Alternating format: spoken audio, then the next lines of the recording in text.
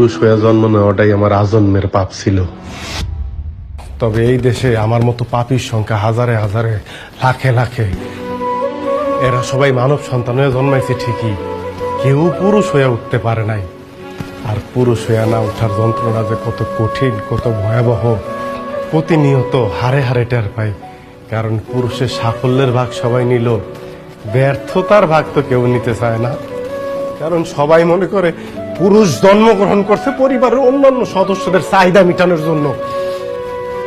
অনেকে ভুলেই যায় পুরুষ নামক মানুষটার মধ্যেও একটা মন আছে, একটা হৃদয় আছে, হৃৎপিণ্ড নামক একটা বস্তু আছে।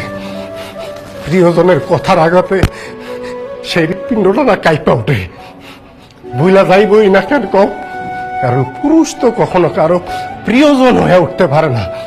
সব সময় পুরুষ প্রয়োজনই কাজে লাগে।